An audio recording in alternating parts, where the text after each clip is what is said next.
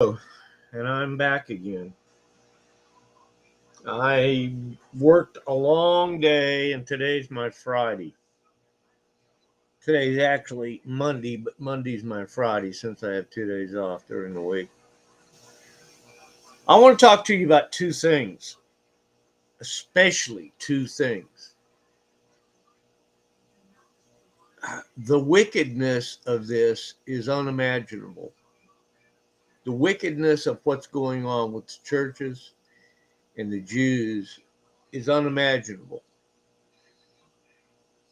They are at the least as despicable, rotten as the unbelief. They're not quite to the satanic level, really, fully, but they have every sin that the unbelief has, and I can recap some of the sins that I have seen go on in the church. Girls girls at 7 years old that happen to like some boy that's, you know, 7 or 8, and maybe like another boy that are 12 or he's 12 or 13. The girl teaches both of them how to have sex and how to have fun with sex. Now, where does that scenario come from? Comes right from their mother, from her mother. When the younger boy gets caught having sex with her, the mother won't even believe it. So the mother has to test him to see if he's capable of having sex because she just can't believe it. Well, she has outrageous sex with him. The dad walks in on the whole thing. And so he charges the boy and tries to have him castrated. He tries to have him. It's all the boy's fault because he's too good. He's too high in the Presbyterian church. He's too much of a money man in their little town. He's one of the city fathers, maybe. And you know what the Church of Christ bastard father of the guy does? Of the boy? This boy's 7 years old. He knuckles right down. He bows right down to this goddamn son of a bitch. The father of the girl. Father, the husband of the wife who he walks in on. She's partially nude and performing fellatio, performing oral sex on a 7-year-old boy.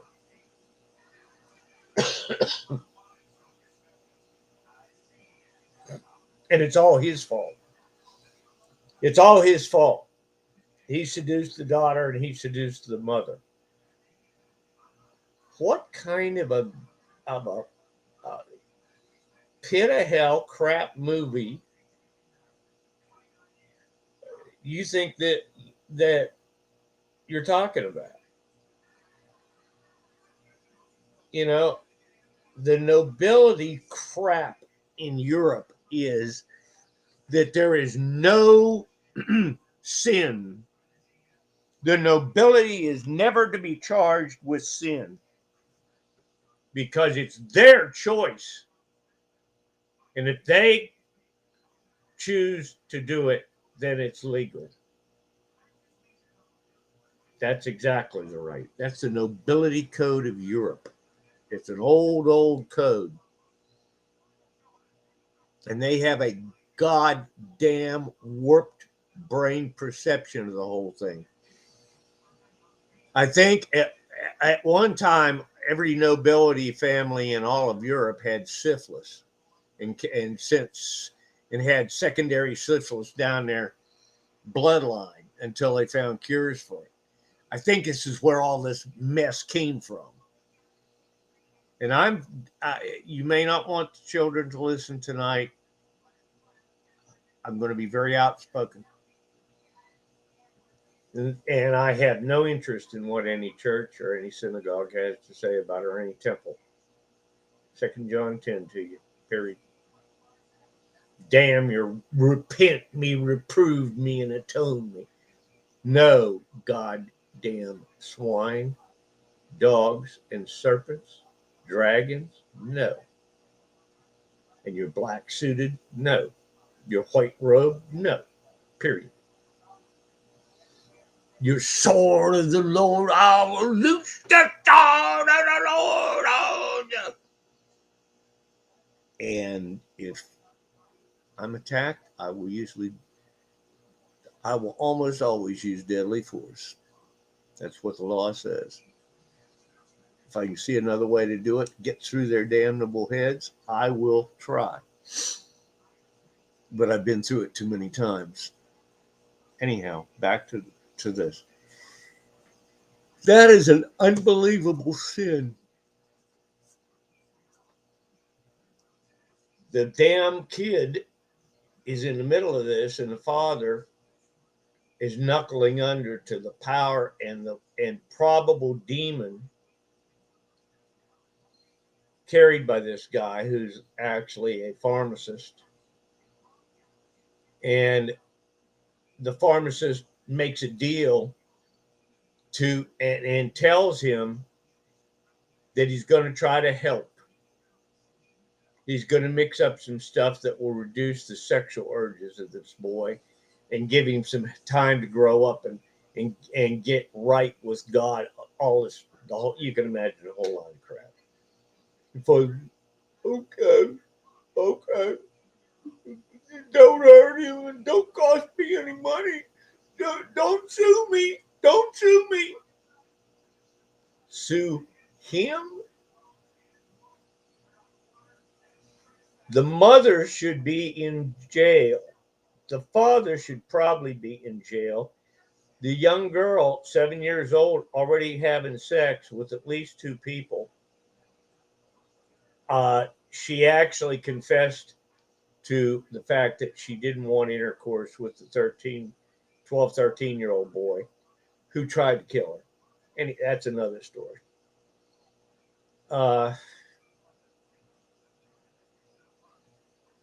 She liked the young boy enough to have intercourse with him and do everything with him. She only liked the 12-year-old, 13-year-old enough to play with him by hand until he exhausted himself, until he had complete ejaculation. And she kept doing it until he told her to stop. Apparently, from her statements, she'd do it till he was happy. That's from her own statement. She admitted to it. She admitted that she showed the other boy how to have sex with her and break her virginity in, and how to, how and when it was safe to climax in her. She knew all about it. Her mother had already told her at 7 years old. She had apparently had spotty periods already. So anyhow, this is also a culture that in the Northeast, where all the children and all the girl children in this whole area, basically it's common knowledge, they have what's called 13 parties. And they invite all the likely boys that they like, and all their close and tight-lipped girlfriends that they can trust. And the parents basically know what's going on, because at 13 they're supposed, the culture is at 13 they're allowed to start dating by themselves.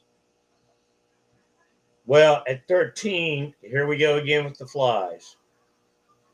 At 13, what it is with these 13 parties, they play games, and instead of spin the bottle and kissing, it's spin the bottle and you get 30 minutes in the closet with her.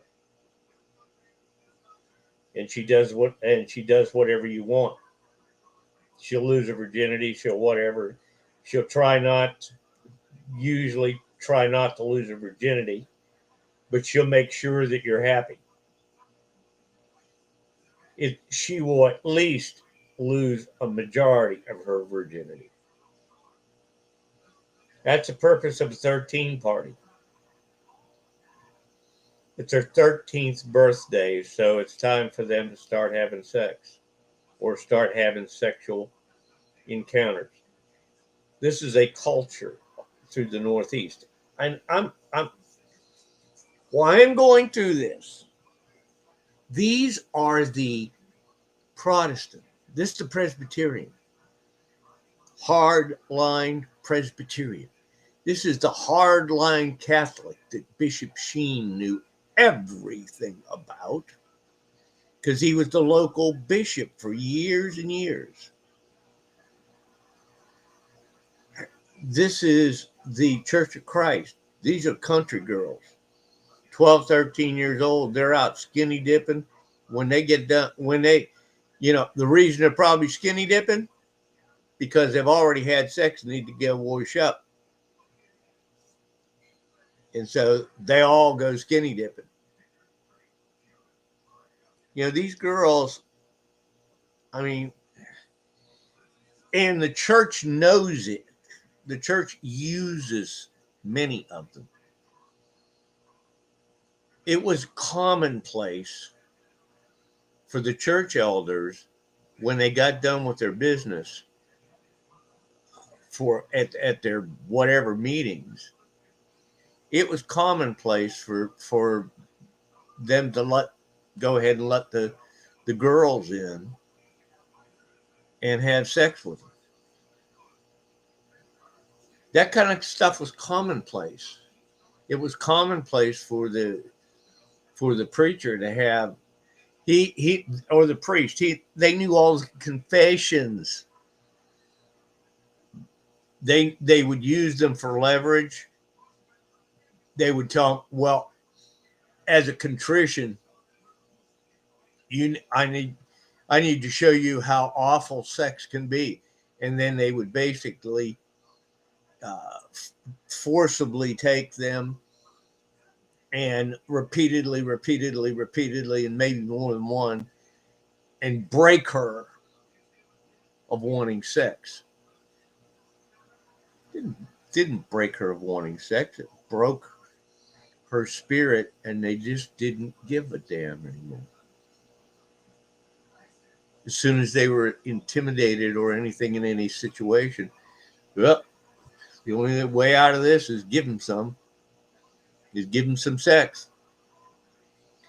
Or the only way to have a good time, only way to have my way, the only way to get my way.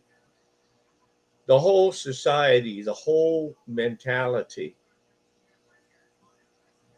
in this area. No wonder the spiritualists and everybody else call Pennsylvania, Ohio, and West Virginia the black hole. They call it a black hole spiritually. That intersection in the United States, that section,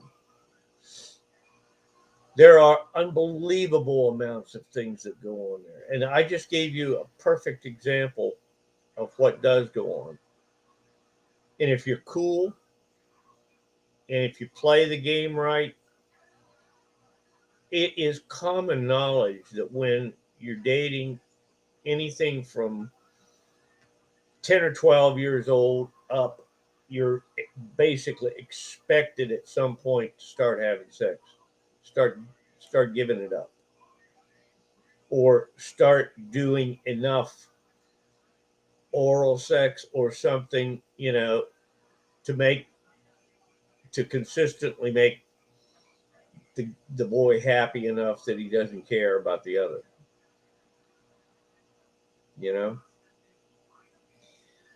And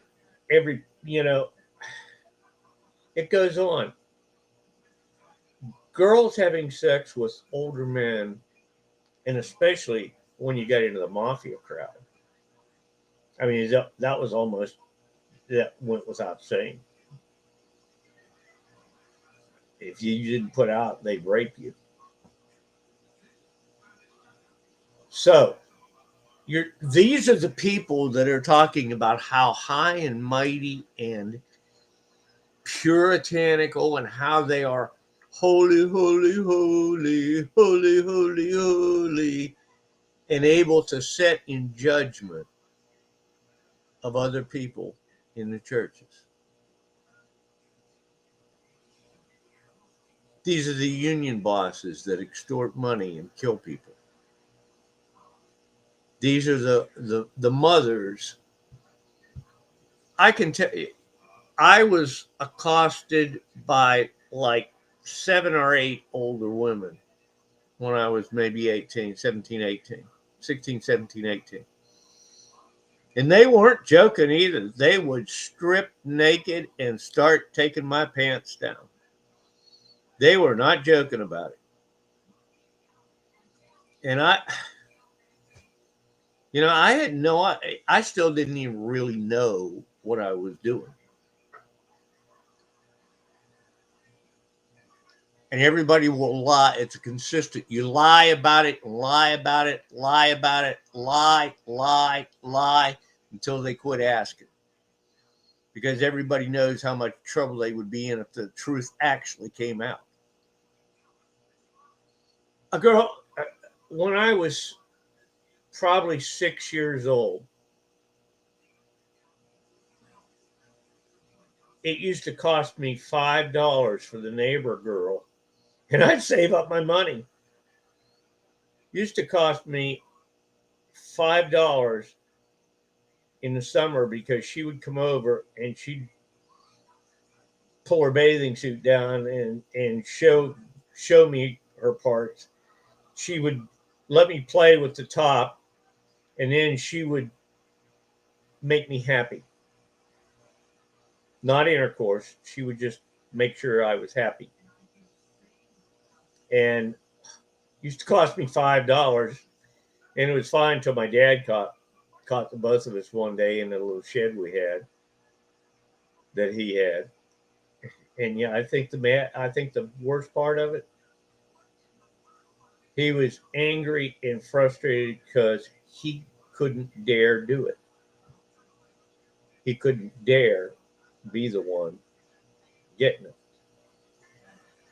And I think he was angriest at me because I was able to be with this girl.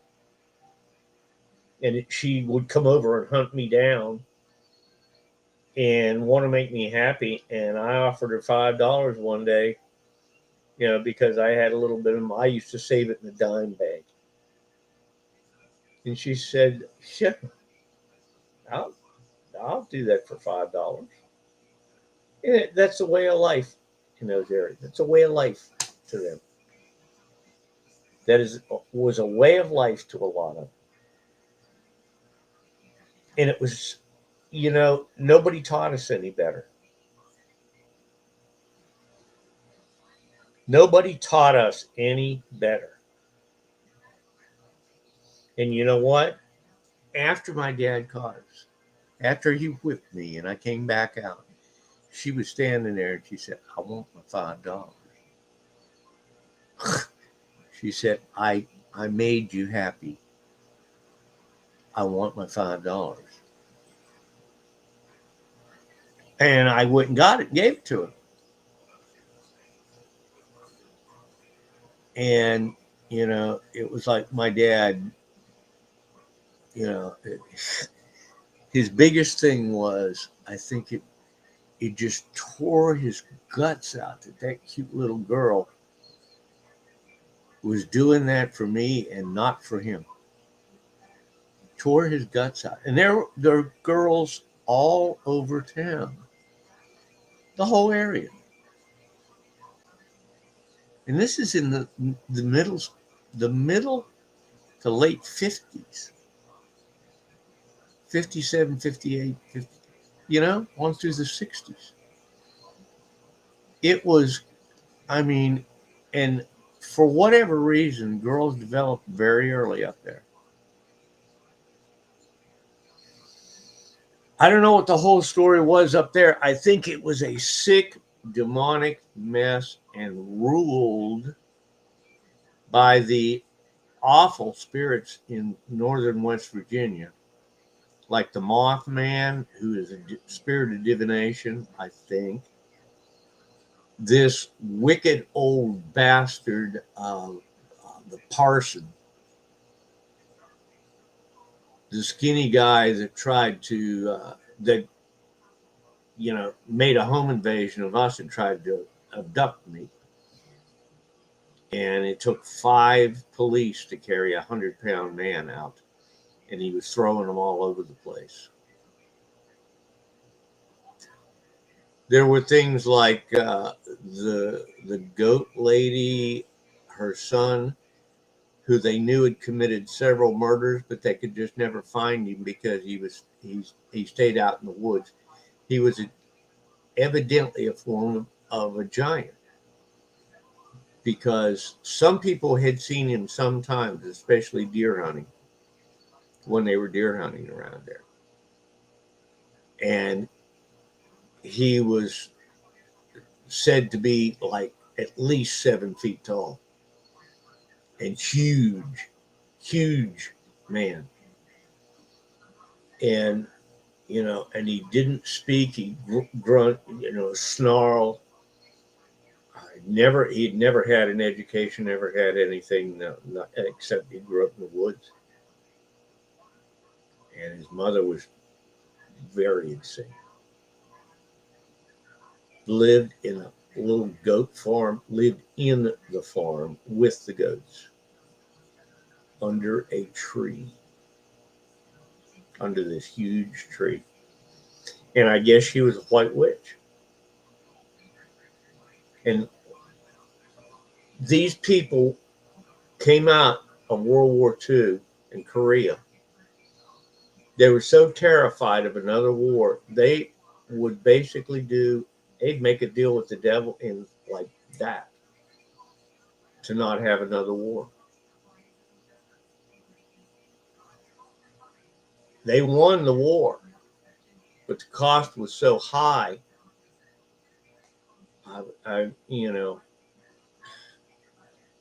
They never wanted to see another war. They knew what war was about. So, and Vietnam was beginning to crank up, and they knew there was going to be another one. It's very, very bad situation. But what's going on in a lot of cases is what's called a Hegelian dialectic. That means that something causes so much chaos over here that you're almost having to watch out that it doesn't hurt you. So you totally miss what's going on over here, which is the real thing. That's what's really going on. Okay? A good example might be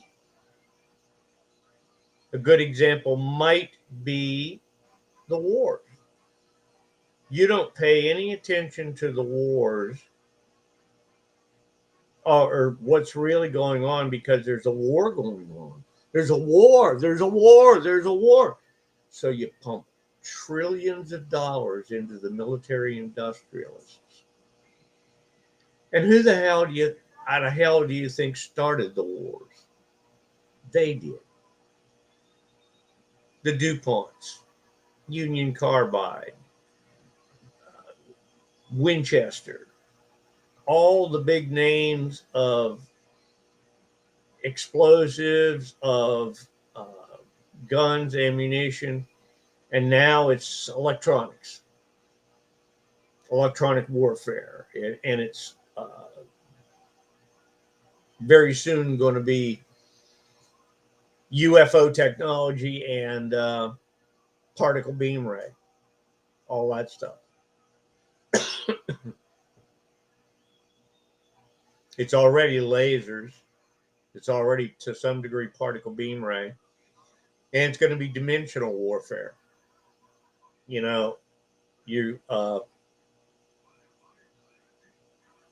You step out of this dimension, you go a little ways, and you step back into the other to the dimension again, and you're in the middle of Russia, and you set a bomb down, you step back in, and you walk back. That is theoretical right now.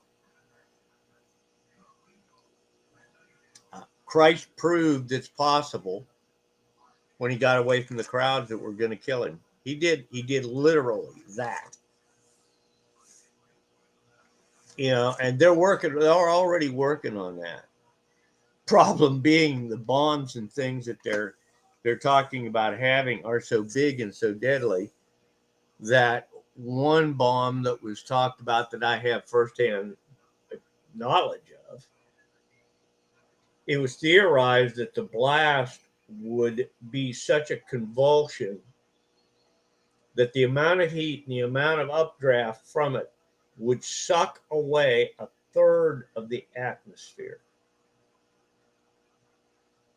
And there would be a 500-mile-an-hour wind reaching out maybe 100 miles in a radius, sucking everything in to the point that it would finally burn itself out, but it would blast so much of a hole in the atmosphere and blast so much of the atmosphere out into space that it wouldn't leave enough oxygen, hardly, here on the air, here in the planet to breathe.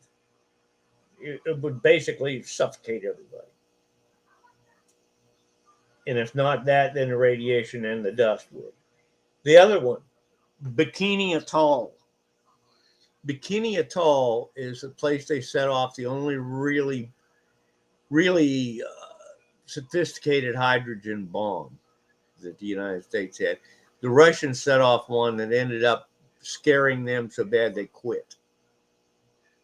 The one that the Russians set off ended up being about 120 megatons.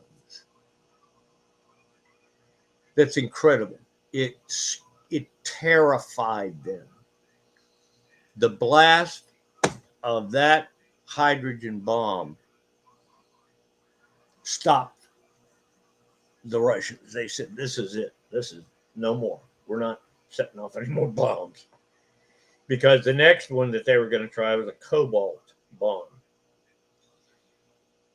Now, I can tell you right now, if you set off a cobalt bomb, you'll have the explosion that you're talking about where it blows most of the atmosphere out in space. First burst is going to it's going to tear so much up and upheaval so much that a space probably 20 miles in diameter is going to be gone instantly. Most of it blasted into space, along with all the air and everything. There will be a 1,000,000-degree fireball blasting out and then blasting out, then coming back like this where the fire goes up. 500-mile-an-hour winds pulling everything in, and anything in it that will burn is going to burn for probably 100 miles radius.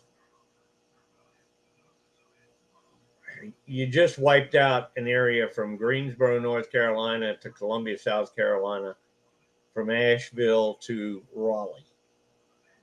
Just ceased to exist.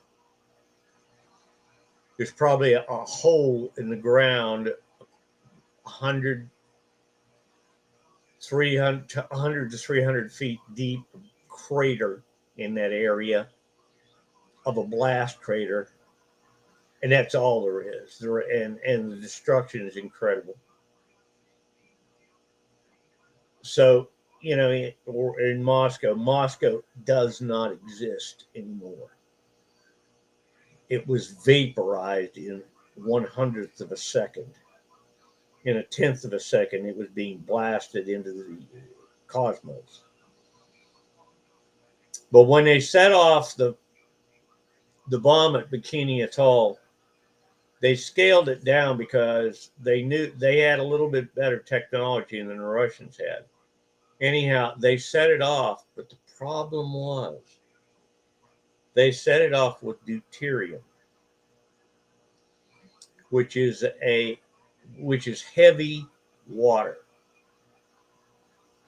It's H water is H2O. And I think deuterium, and I'm not the chemistry person. I'm a physics person. I'm a theoretical physics person, maybe. I think heavy water is H3O. Maybe that. I think H3O. Anyhow, it's an unstable isotope thing of water. Deuterium, heavy water. That's what they destroyed. The Germans already had it. Germans already had that in 43. Satan's, whoever, the underworld had given them knowledge of all these things. That's where the United States got the knowledge. That's where they got their information when Einstein came over here.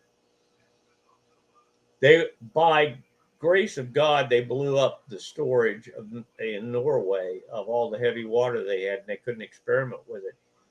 The Nazis couldn't. So, the U.S. got ahead of them. Back to Bikini Atoll and hydrogen bomb. When they set it off, the atmosphere spontaneously started exploding and popping, exploded here and there and all over because it had destabilized. The blast was such that it destabilized the water vapor in the air and it began to explode in places where the neutrons had blasted out in a 55 megaton explosion of a hydrogen bomb. These unstable, I believe it's neutrons, blasted out and started chain reactions in the atmosphere. And I always check myself because there are all kinds of reactions you can think of. I think this was a neutron reaction with the hydrogen and in the H2O, the water vapor in the air. Anyhow, Fermi, I believe it was Fermi, stepped out on the beach at Bikini Atoll, and he said, "Well, we may have just ended the world. We will see now." And I guess somebody, a general or somebody, asked him, "What do you mean?" He said, "If this reaction goes on, it's all over. The Earth will burn itself to a cinder. It will either stop when when all the particles slow down and dissipate and go away, and they begin to lose energy, or we have just ended the world. We have just ended this whole planet." And it went on for like 45 minutes, and they were terrified. They thought they had ended the world. And it's the last hydrogen bomb explosion above ground that they tried, as far as I know. I didn't. Bomb making was only something I did when I was a little kid, and I blew one up in my hand, and that was about enough for me. I can make them. Don't like them. I can make them if I have to, and don't like to. Anyway, back to what I'm going through all these examples about. Man has the technology, but it's given from Satan. All this is a scheme to degrade the moral character of man to a level that they don't care. They don't care. If it feels good, do it. If it makes you money, do it. If it stops the intimidation, do it. And where's all, and you know, if your brother makes you mad, kill him. Cain and Abel. You get relates back every Bible story, Garden of Eden. Satan goes to the woman seduces the man, they have sex. And by the way, and I'm going to go through another example too. You know, there is a big deal, and it is a sick and depraved bunch of crap about how little boys and even little girls should be punished for masturbation. They are experimenting or they are exhausting themselves. Medical science today even recommends it for the exhausting of certain hormones and certain things. And the insane goddamn heretics in the church are performing this drying of the seed ritual. So you won't be bothered with sex. And we won't have to support a bunch of babies that you make. Yeah, yeah. You don't want to tax the church like that, do you? Do you? Don't you want to be eunuch for Jesus? Huh? Don't you? Yeah, yeah. Yeah, yeah. Yeah, yeah. Don't you? Yeah, of course you do. Of course you do. Let me pray for you. Oh, holy Jesus, dry up the seed, dry up that nastiness inside it. Who thought of sex? Who invented sex? God, Jehovah God. God invented it in purity. Satan corrupted it in iniquity.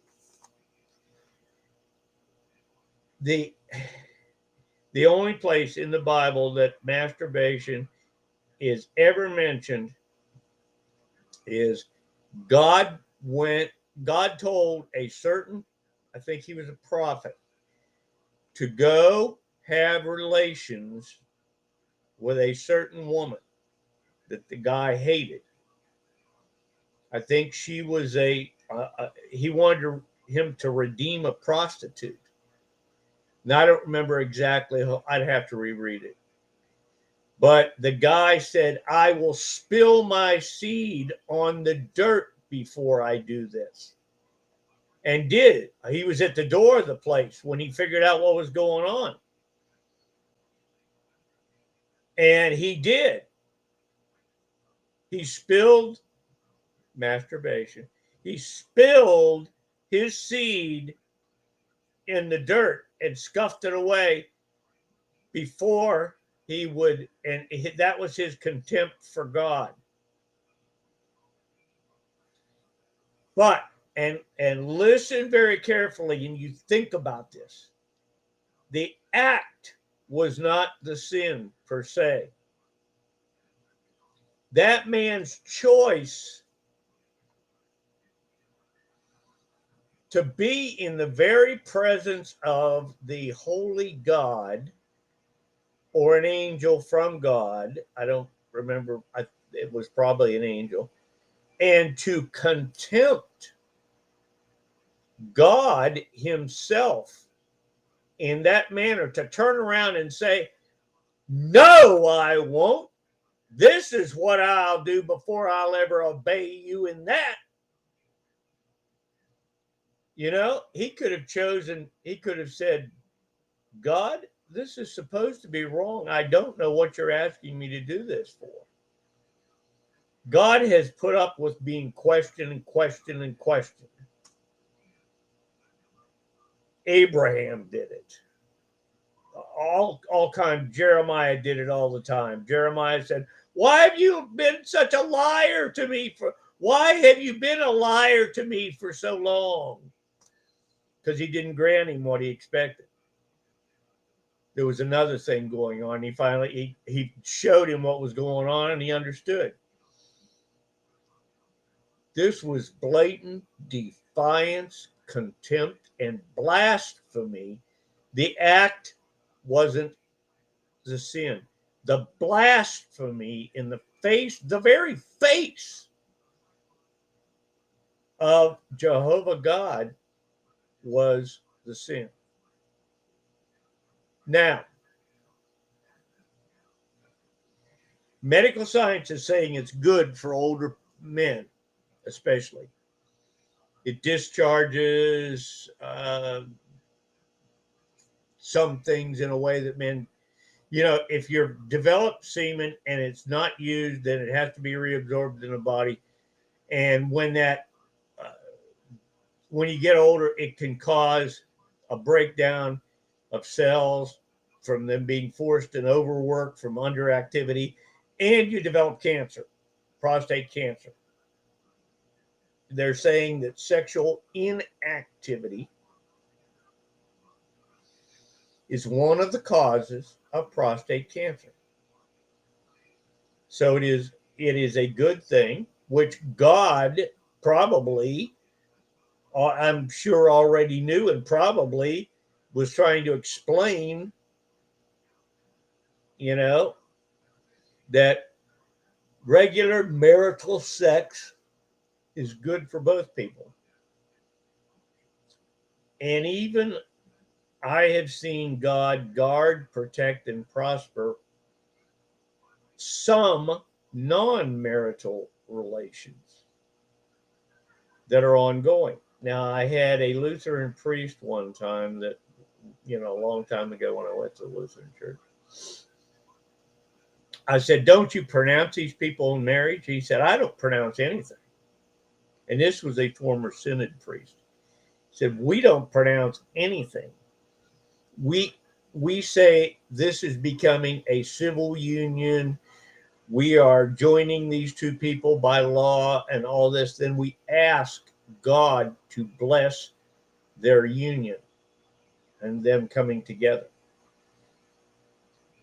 in every respect.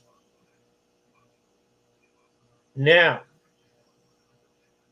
he was one of the better theological persons that I've met, and of all things, ended up, probably because he was honest, he ended up in a homosexual mess there at his church, and the homosexual crowd basically took over, ruined the whole place, destroyed his. Most of the good people left, and they became, and I've seen this happen. Church of God, big Church of God here in Charlotte, overrun by homosexuals, and admits that the spirit of Python, a constricting, wrenching spirit, Python, Leviathan, and Jezebel have basically overrun the church for the last 10 years. And I can tell you from experience, once the women there get to know you, the sex is not a problem. If you are under 80, healthy, and have some free time, look like you take care of yourself, hygienically, look like you're clean, and all this, you're going to get propositioned, and they're serious. Before you can even say yes, no, or whatever, they're unbuttoning their clothes or unzipping their clothes. They're serious. They're quite serious. And, and in that one church in a 6-year period, there were probably 4 or 5 episodes like that, and we lost a preacher over it. And this is just an example that this mess from that area has spread out so much. The True Light Church of Christ here in trouble over and over and over again for child abuse. And certain angels, certain demonic presence, certain devils have certain expertise or certain corruptions they're specialized in, like child abuse. And they have a goal too. Anyhow, they use the corrupted scriptures and the corrupted act. Let's say, and I'm going to stay as uncomfortable as it may on masturbation for a minute. Let's say the spirits of seduction or the spirits of sensual lust are pretty rampant. They are going to tempt the man. And if the man will not be broken, they're going to torment him. There is story after story of men, boys, young men, and a lot of older men who are not married, waking up to what I'll call a familiar spirit. Why the Bible calls them familiar? They are demonic presence that hangs around a person all of their life, so they're totally familiar with that person and they can act just like them. That's where you get the medium and seance crap. It's the demon that was with that person appearing back to you, and they can answer almost anything. They could be that person. I mean, if you want to have sex with Olivia Newton-John, men have woke up time after time in the middle of the night with an erection, and Olivia Newton-John or whoever on top of them performing sex or having sex with them. Especially in these corrupt areas like I'm describing, or if you're in a corrupt church. I mean, that Church of God, had almost incredible music. Well, the music leader in heaven was Lucifer. And you did not want to mess with that music leader in that church because he'd fist fight you in a heartbeat, apparently. He didn't like me too well because I spent a long time in karate, and I don't mess with people too much. Not that I'm some fantastic thing like Mr. Miyagi. I just don't put up with a whole lot before it ends up in a fight because my mouth is such that I don't hold it back too much. And some of these people start running theirs and it doesn't work out too well. And he's the brother of the preacher. It's been there for so long and has become a millionaire doing it. And he's the one that had the $500 a day junkets to go play golf with the Baptist minister from the giant church across town. They're like a mafia. I've said it before. They're like a mafia. They have a secret society of their own. They have a secret agenda of their own. And most of it, if not all of it, concerns Israel and the Jewish nation. It always has, from all the way back at the Rothschilds, at the beginning of the Rothschild, 268 years ago, 265 years ago, whatever it was, 300 years ago, when they were first in the Polish ghettos. And Mayor Rothschild swore that they would get out of the ghetto and they would run they would never be in that shape again, no matter what he had to do. And that bastard financed Hitler in the beginning until Hitler turned on him. And that's what people never want to understand. It's always fun in the beginning, and it always makes you money. What makes you money? Whatever you're doing in the beginning with the devil, but in the end, it, if he can find a way, he'll destroy you because you're an articulated monkey. You're good for fodder, and you're good for food, and that's it. That statement has been made by occultists with demons talking through them. Unbelievable amount of times. They'll tell you in a heartbeat that's what they think of humanity. Okay, where I'm going with this is all these things that you see that are so damn sacred are so sacred because they're rich, they're pretty, they have sex really good, they have pretty things, they have a fantastic education,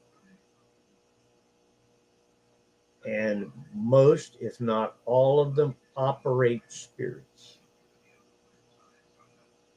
Most of them just don't even care to know, so they don't even worry about it. They confess something done with their mouth. They made their damned mind up to it. I'm going to take that guy's company. That's all there is to that. Bank of America here in Charlotte. Hugh McCall, who was part of the beginnings of that. And as the story goes, as it's been reported, the Illuminati put 4.6 million up to finance his first little banking venture, and then the rest of their corrupt entities and friends and buddies and all that, which Charlotte, Winston-Salem, and Raleigh are apparently big time into. In fact, the Illuminati calls that their golden triangle of money. They call this the sixth most profitable area for them in the world. Moving along. And there's a mural in the lobby of the headquarters of Bank of America. And if you study that mural, they don't like you to stand and study it, and they won't let you take pictures, as I remember. You stand there and study it, and you'll see all the symbolic things and the connotations and the sign language. And one person started deciphering it, and as I remember, they had him arrested and dragged out. They're serious about it. They display that as their sign, their billboard for the spiritual kingdoms. We are satanic without saying so. And it's not, and the people are oblivious. They don't know this. Maybe 15, 20 of them in the whole place, in the whole corporation, they know it. And it would be their ruin and their death, and maybe their whole family's death, if they ever said it out loud. I've heard more than once out of people who can do it and have got more than enough money to pull it off and probably get away with it. If that blankety blank opens his mouth, next time he gets on a plane, I'll wipe that whole plane out to get him. I don't care. I'm going to kill him, and I'll crash that plane. You watch and see if I don't do it. You watch and see. I don't care who else done it. I don't care. I saw, somebody tried to read it and he said, I don't care. If I have to kill 200 people to get that bastard, I'll get him. And this guy wasn't real far up. There were plenty of people that were bigger than him. Plenty of people. That's what the Illuminati and those groups are all about. Illuminati, the Freemasons, the Bilderbergs, the Bohemian Grove group. The Bohemian Grove, they're the Illuminati.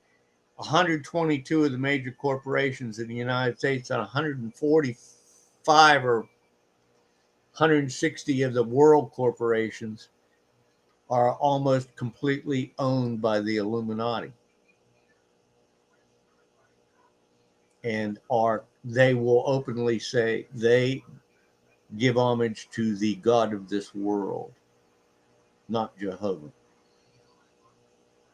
Openly. Philip Morris, their CEO, said he gave 20% of his money every year to the KKK. His personal money.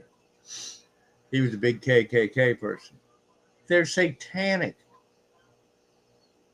That is an enforcer group for the redneck Confederate mafia. They are sick. Old brother John Birch in his garage church. All give homage to the rebel flag before we have our service here. Rot in hell, old bastard. Rot in hell to that. That is a sick-minded, demonic-ridden mess. And it is harmful. It is terribly harmful to them. Back. And all these people think all this is so wonderful. And if you take a serious overview of the churches, every church now is turning back toward their Jewish ways, their Jewish roots, their Jewish practices, their Jewish talking, their Jewish rituals, their Jewish God-damned ordinances, their Jewish authority, their damn money demands, their power demands, on and on and on and on. They want it back to where the Jews in Rome run the world. There will be one beast for each. There will be one beast for the world church that the Vatican has already started years ago, probably 10 years ago. They tried to recruit me into it. I don't think I'm a member. They offered it to me. They said I already had a seat there in a group that I call Sons Not Servants Ministry. They invited me. They didn't invite the Church of Christ and my granddad, and they didn't invite the Way International, but they did invite me, which I think made some people so incensed that there was a bullet hole in my window not too long after that. Just a message, just a little message. So all of this is turning, and what are the Jews? Okay? The Jews aren't the Jews. They aren't Israel anymore. They are what they are told to be by the Jewish hierarchy.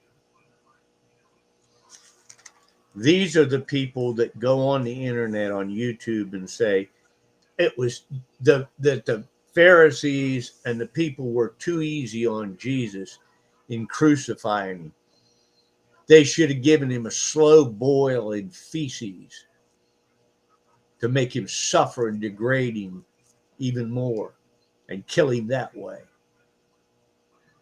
or fed him to his people.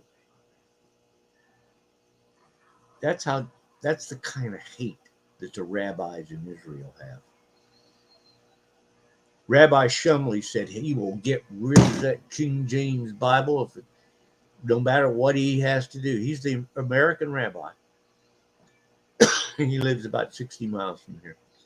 He said he will have that King James Bible gone no matter what he has to do. He won't have that thing accusing his Jews every time you open it. Well, damn it, if you didn't do it, it wouldn't have accused you. And they have fought a silent war against Jesus Christ ever since the day that he ascended. And, and they know the truth. They know the truth. And God is bound by his own rules. Okay? So it says in 2 John 9, whosoever transgresseth and abideth not in the doctrine of Christ hath not God. Hath Jehovah God? No. Okay? In 1 John 4:15, it says, whosoever shall confess that Jesus is the Son of God, God dwelleth in him, and he in God. And I've been saying that very thing since I was 5, and I first heard about it, maybe 4 or 5 years old. And I was instant, clicked in my head. Well, that's right. Of course it's right. I knew it was the first time I heard it, and I've never changed my mind. And, where I'm going with this, and here is again, all unrighteousness is sin. And there is a sin not unto death, and we should pray that they be forgiven of that. But a sin unto death is done. And, we were grafted into the tree, to the fig tree of the Jews. The ones that believed in Jesus and left, that's the remnant of the tree. That was what was left. That was that twig that was left and started growing again when the apostles went out and developed a church or churches. And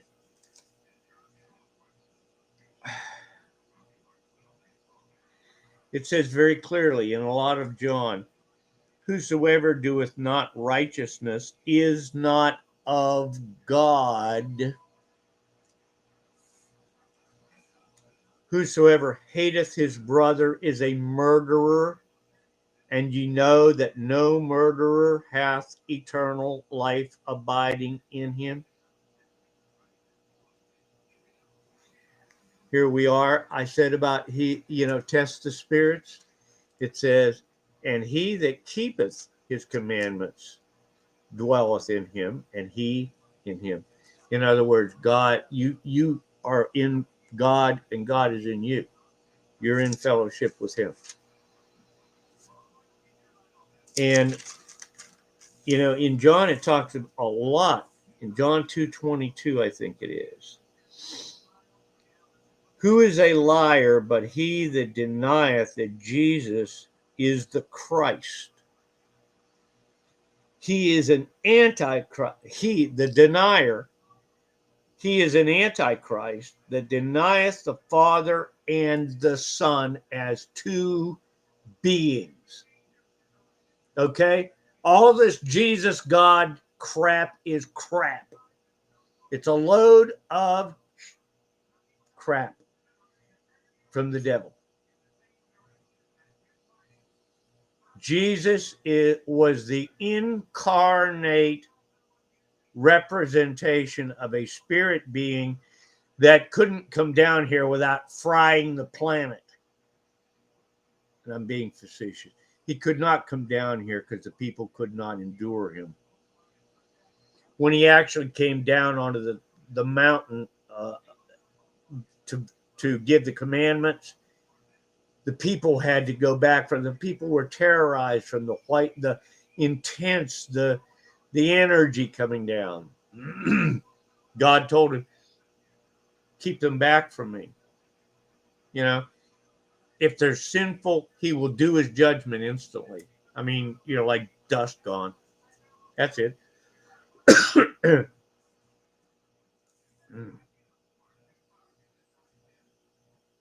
And it says in 18, little children, it is the last time, the last period of time, the church age. And as ye have heard that Antichrist shall come, even now are there many antichrists, whereby we know that it is the last time. It's estimated that only 14% of humanity will even care when Christ returns. And there will only be 14% that are worthy to go with him at that time.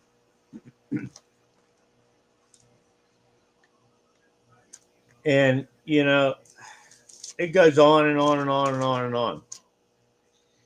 So we confess that Jesus is the only begotten Son of God. He is the Christ, and he is Lord now because Jehovah God raised him up to be Lord, the representative of God.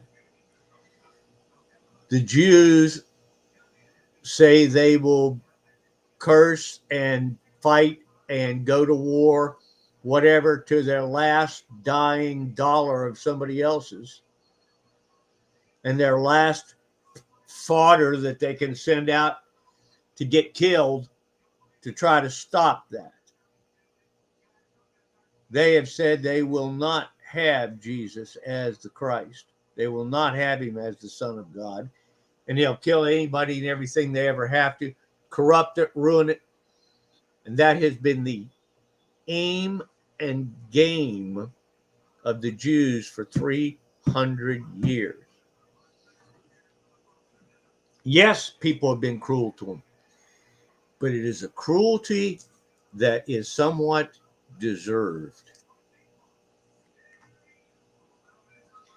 And I'm not just down on the Jews, because the Jew is the source of the Antichrist.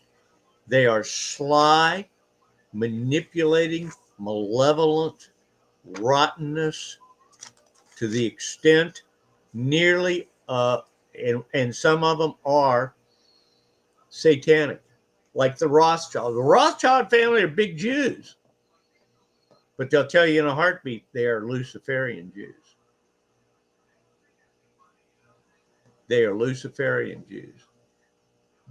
They believe in Baal. They believe in Belial. They believe in Horus. They believe in Ashtaroth. And ranking devils like that as, and the God of this world as God. They want nothing to do with Jesus being Lord under the glory of Jehovah God. They'll rip you to pieces if they get a chance to, or they'll silently hate and assault you.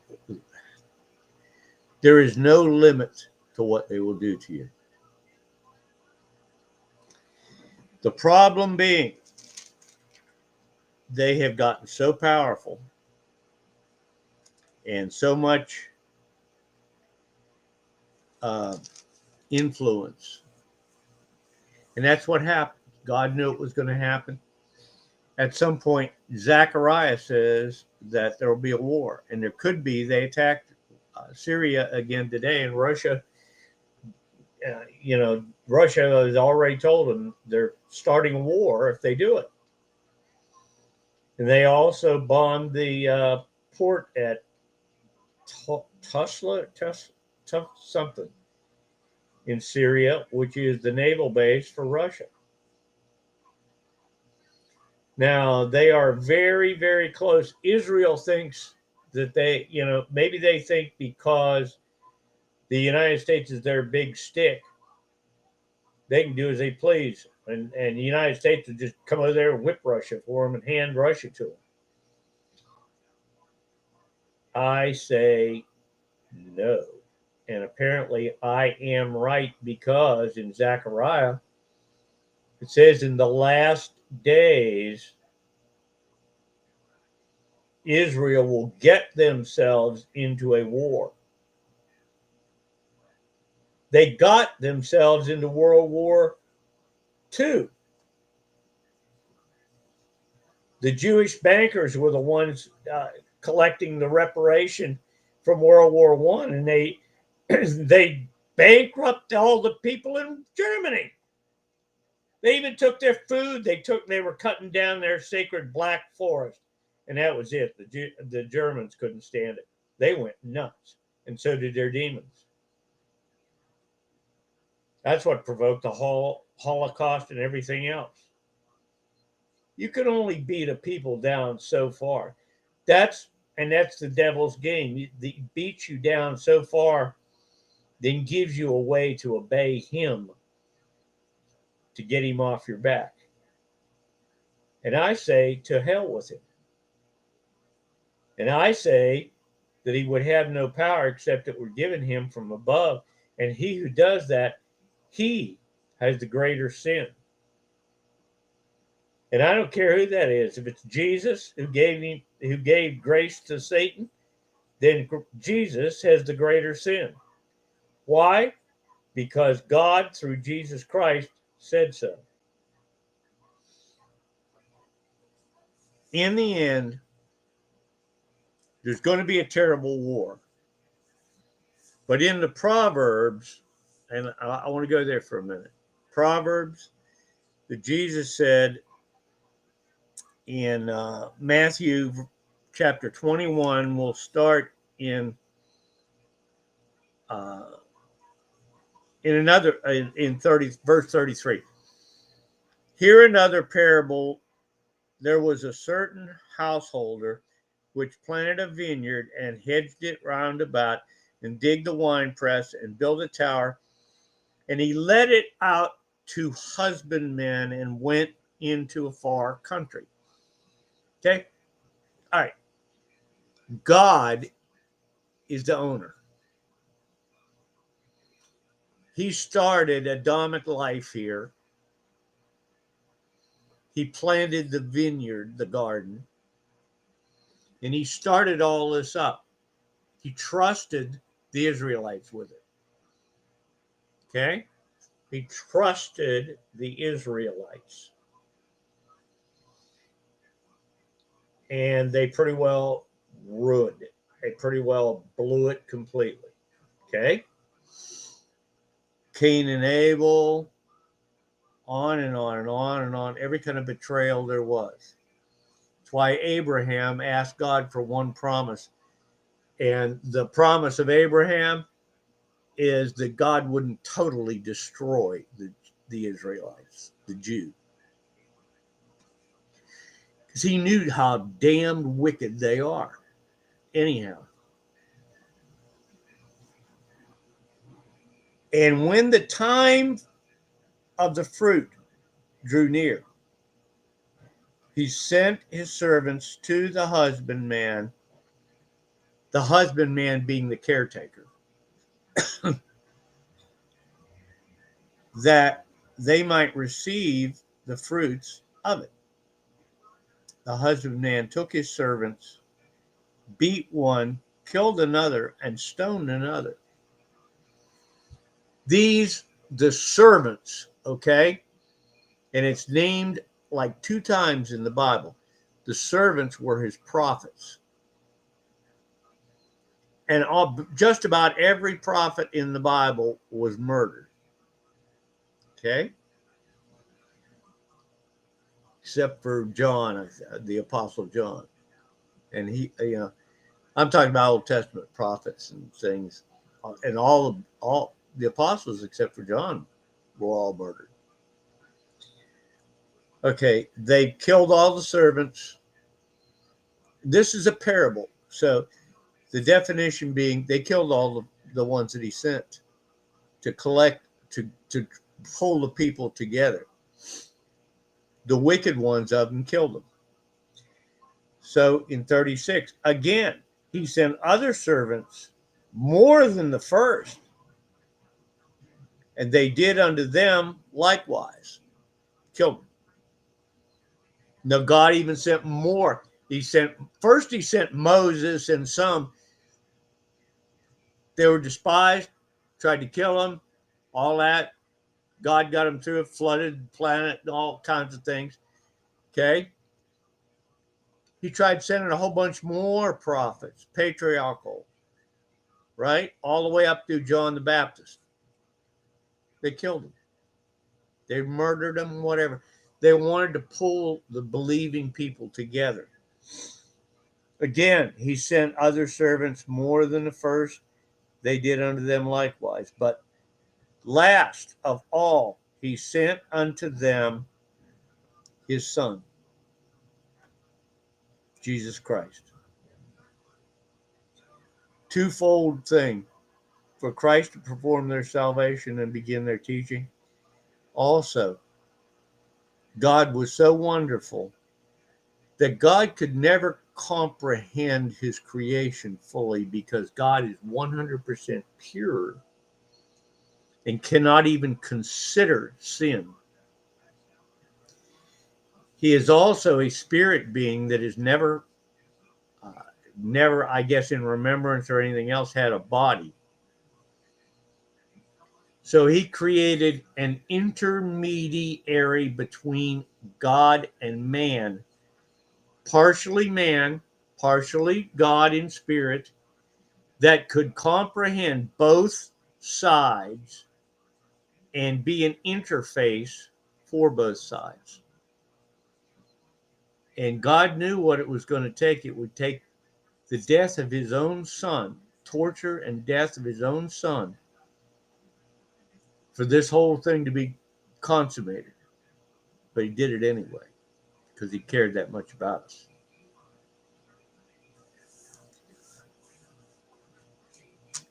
But when the husbandmen saw the son, the Jews, the husbandmen,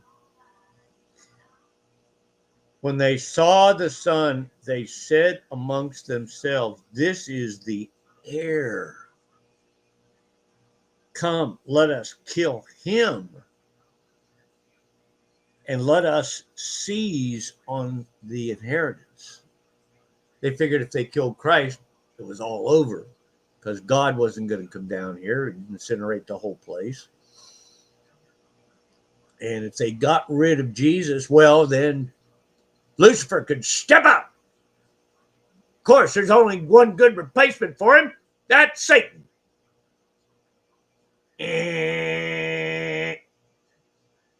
Wrong answer. They caught him, the son. They cast him out of the vineyard and slew him.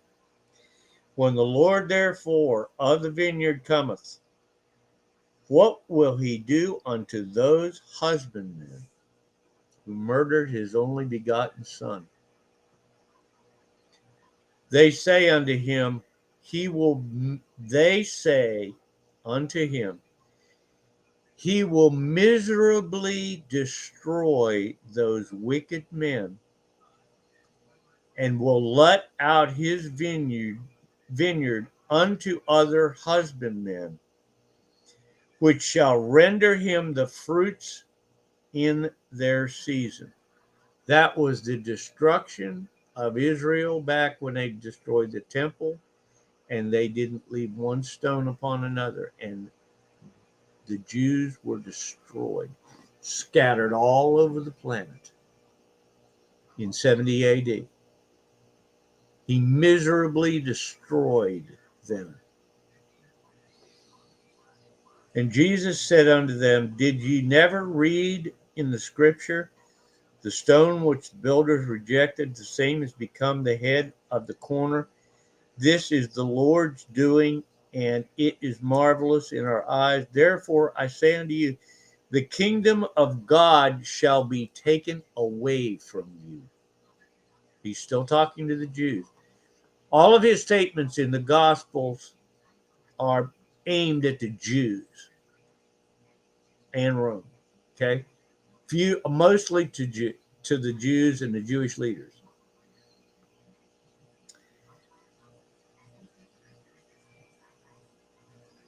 The kingdom of God shall be taken from you and given to a nation, bringing forth the fruits thereof.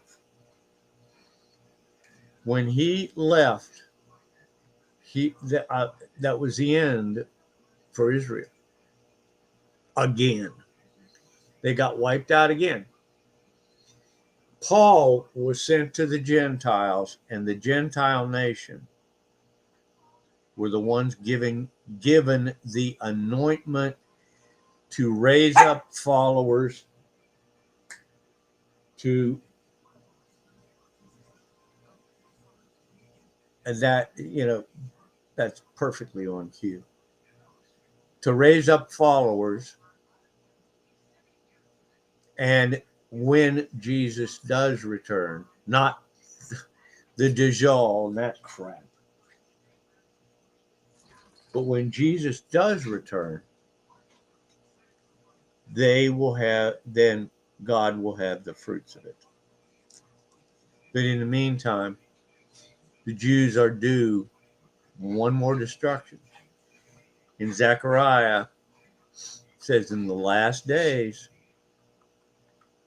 the 3/4 of the people of the Jews will be utterly destroyed. And that's as far as we'll go for